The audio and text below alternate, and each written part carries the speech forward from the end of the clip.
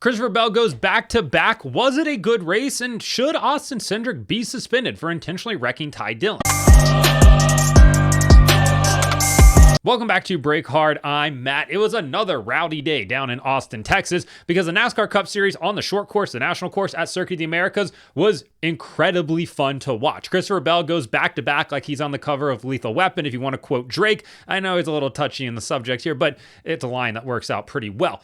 Overall, this race, incredibly good, in my opinion. Whoever made the decision to go to the short course, the national course, hats off to you, because it performed exactly like it should have. There's some things I think that probably need to be cleaned up a little bit. We'll get into that in a minute. We're going to start off with, though, was this a good race? On TikTok, I gave this race a 91. Now, that might be a little bit zealous. I might have jumped the gun just a tiny bit there. Maybe it's more like an 88, but in terms of a Gen 7 race on a road course, what we saw on Sunday was really, really good. The short course performed exactly how it should have, and it was fun. It wasn't too beaten bangy, but it wasn't getting strung out and nothing happening overall. Let's start off with a recap of this race real quick, because it had the ability to absolutely devolve into pure chaos immediately from the start. And thankfully that didn't happen, but agents of chaos were very much at play, because on lap 1, turn 1, Ross Chastain relapsed. He might have to go back to rehab because he decided to dive bomb turn 1 with no intentions of ever actually making the corner. I don't know what. He could have made the corner if he was the only car on the racetrack. Turns out he wasn't. There were 37 other people out there with him, and he just bulldozed his way right through Chase Elliott. Chase Elliott, just an innocent bystander, gets taken out by Chastain, got Chastain, and then Ross drove away. In that incident, though, up in turn 1, Denny Hamlin goes wide because he sees the wrecking ball that is Ross Chastain taking out the 9 of Chase Elliott. He goes wide, and as he does that, Ty Gibbs doesn't realize that 4 cars inside of him, somebody's dive bombing. Not his fault. He turns into Denny Hamlin. They hit front wheels, and the 54 pops a wheelie again like he's back at the Clash. Denny, right front fender of his car, just gets ripped off. He's without that for the rest of the day. That's not ideal for a 95 lap race, and you've only made it to not even through the first corner, and you've already got substantial damage. Also, keep in mind, at the start of the race, green flags waving, they're driving across the start-finish line. Carson Hocevar nearly hooks the 23 of Bubba Wallace. Bubba tried to block him because the 77 got a good start. The Bash brothers were at it early, and that was thankfully, the only time that we heard from them. But man, after a week of talking about how Carson Hocevar was too aggressive and Ross was trying to go down there and talk some sense into him, the two of them nearly caused one did cause a big incident. The other one almost caused a big incident at the start of this race. Shane Van Gisbergen in stage number 1 asserted himself as the favorite very quickly. He managed to go from his starting position of 4th or 6th, whatever he ended up being, to the lead pretty efficiently, but Kyle Busch was right there on his heels. Those two were very fast. Randall Burnett got that number 8 Rebel Bourbon Chevrolet tuned up. Kyle Busch was in this race, and we thought that he was finally going to end his long winless streak, dating back to June of 2023. Ultimately, it wouldn't happen, unfortunately. But a theme of the day was Fox not understanding. I'm going to do a whole separate video on Monday about Fox's struggles throughout this race, because I really just need to go back and digest it and put all my thoughts onto the paper. But it wasn't great. Mike Joy, for whatever reason, didn't seem to think that Shane Van Gisbergen and Kyle Busch and Tyler Reddick were going to pit before the end of the stage. And he was like, oh, they have to pit now or else they're not going to be able to. And it's like, yeah, they're the leaders. So they're able to make it to pit road before the leader crosses the start-finish line and closes pit road, because, again, they're the leaders. So I don't know why that was so difficult, unless he was really just trying to set it up, but he did a really bad job of that. Anyways, they all pit. Bubba Wallace ends up winning the stage, and hey, SVG and Kyle Busch still managed to finish 3rd and 4th in that stage. So great run by them. Stage number 2, all the teams seemingly found out at the same time that NASCAR was not enforcing track limits in turn 6, which is what they did on Saturday during the Xfinity race. But for whatever reason, it was big news to all the teams on Sunday in the Cup race. And maybe they truly didn't know, but it seemed like some people did know, because I saw SVG taking pretty good advantage of it early on in stage number 1. Regardless, Track limits were enforced in turns 3, turn 4, and turn 5. Those turns live in a society. There are rules. You must abide by those rules. Turn 6, absolute chaos. Do whatever you want here. You can literally just drive halfway through the infield. Does not matter. That probably needs to get cleaned up because it looked ridiculous. What's the point of having a actual racetrack if you're 4 car lengths off of it cutting the corner? That's something that I think needs to be cleaned up for next year. Don't put those big blocks there because that's dumb, but it looks ridiculous when you're just cutting the course by that much. At that point, just run straight through the S's. Who cares? And just run down to turn 6 because that was a little too egregious in my opinion. Regardless, stage number 2 saw pit stops happen and Kyle Larson came back out onto the track and he lost the right rear tire. In the words of Ron White, it fell off, it fell off, and proceeded to roll all the way down the racetrack, down the backstretch, and then finally off into the gravel. As that was happening, Fox did have an all-time Fox moment. The eventual leaders of the race, SVG and Kyle Busch, racing to the stage end there, are battling side by side. And you would think, as a producer of NASCAR, hey, this is going to be the eventual leaders of the race. They're side by side. We should watch it. You would not be a Fox director and a Fox producer because that is not what they would want to watch. Instead, they cut from that battle to look at Ryan Preece, who was actually the race leader, riding around by himself. Okay, we don't need to see this right now. There's nothing happening there. So we get a dual shot of Ryan Preece by himself and Kyle Larson's tire without the car sitting in the gravel pit. Then we cut back to a static camera at the exit of turn number 7, looking at 6A. I guess it was technically turn 6B. I have no idea. Whatever. It's at the end of that short shoot onto the backstretch. Doesn't matter. We're looking at that. We see Justin Haley come through. Okay, cool. I don't know why we care about this, but we do. And then all of a sudden we see the 88 of SVG and the 8 of Kyle Busch come into the corner, make contact. And the whole time the booth never even acknowledges that. And they're like, Ryan Preece wins stage number 2. Okay. Yep. That's exactly how I kind of expected this to go.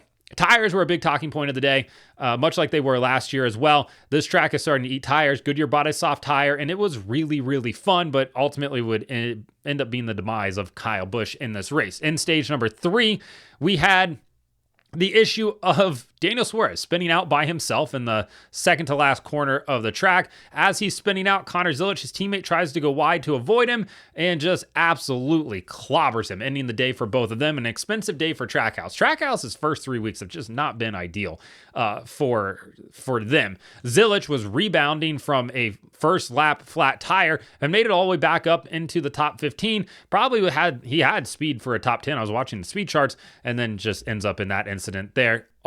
Just a bad finish for him in his first NASCAR Cup Series start, but he certainly has the speed and to belong. That's not even a question right now.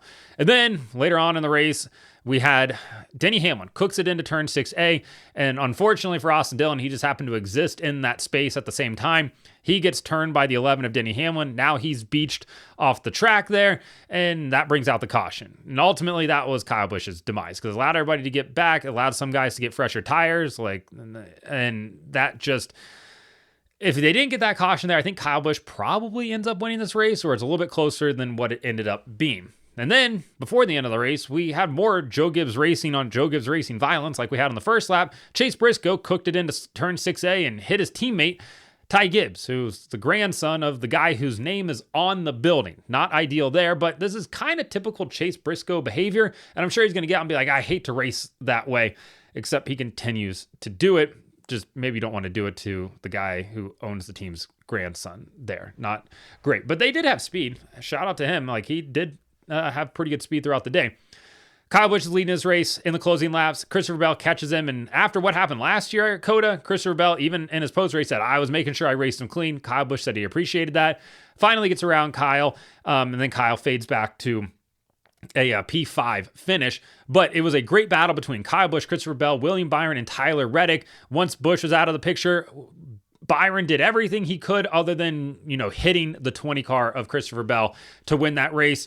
Just couldn't get it. Bell had a really good drive off the corners, and William just couldn't match him getting on corner exit. So Bell ends up winning the race. Byron finishes second. Tyler Reddick third. Chase Elliott, great rebound run for him all the way up to P4. And Kyle Busch rounds out your top 5. Shane Van Gisbergen finished 6th. Chris Buescher, P7, and he kind of hung around like the latter half of the top 10 into the teens most of the day. Noah Gragson, P8 for him. Alex Bowman, P9, and Todd Gilliland, P10. Two front row motorsport cars in the top 10. Really good showing for them on Sunday. Yeah, I thought this race was really, really good. I enjoyed it a lot. I hope they run the short course again. I assume they're going back to COTA next year. There's no contract that's currently signed. Jordan Bianchi from The Athletic talked about that earlier in the week. So hopefully we get a contract signed, because that was really enjoyable. They need to do a better, I don't know what they need to do to get more fans out to the racetrack, but that was definitely a good race. And honestly, if I hadn't gone to the Daytona 500 2 weeks ago, there's a good chance I would have been in Austin this week. It was warm. It's a world-class facility, and it was a really good race. So maybe it'll have to be on the calendar for next year. But I think one of the big talking points coming out of this weekend is going to be the incident early on in this race between Austin Cindric and Ty Dillon. Now, I didn't mention it in the race recap because I want to talk about it now. If you missed what happened, essentially what happened here is the 10 car of Ty Dillon in the last corner of the track pushes the 2 car of Austin Cindric wide. Austin Cindric, not happy about that, comes back onto the racetrack, going down the front stretch, hooks the 10 car of Ty Dillon in the right rear and spins him out down the front stretch. Now, should you get suspended for that? We've seen NASCAR suspend guys in the last few years for doing just that on intermediate tracks. Now, does that same weight carry over to road courses? I know some people are going to say it should be a, even penalty across all racetracks. I get it, but at the same time, one's not egregious as the other. Doing this like Bubba Wallace did to Kyle Larson at Las Vegas, or like what Chase Elliott did to Denny Hamlin at Charlotte, those are really dangerous. That's really bad. Doing it down the front stretch at Circuit of the Americas is not as high speed as that. He didn't hit the wall like the other guys did. I know some people probably have a zero tolerance policy. You'd be a great high school principal, but I don't think that that's what is going to happen here or should happen here. He should have been given a penalty during the race, because I even tweeted out that feels like it should be a penalty because it was so blatantly obvious. Ray Charles could have seen that that was an intentional wreck. I'm sure the SMT data, if TJ Majors wants to bring it on the Dale Jr. download, will back that up. But there should have been some sort of penalty assessed there. We've seen NASCAR let drivers get away with this on road courses before, and ultimately, I think it's a bad precedent to set, in my opinion. I would have given him a penalty during the race, just either a drive-through or a lap penalty, because, again, it was so blatantly egregious for anybody that had eyes and could see it. Yeah, it was frustrating. So I would like to see them, potentially give Austin Cindric a penalty. I don't think it's suspension worthy, as much as some people are going to probably say that it is, but ultimately, you can't have that type of thing happen. If you want to go down into turn 1 and just ship him, run into him behind, push him out through the corner, fine. I'm okay with that.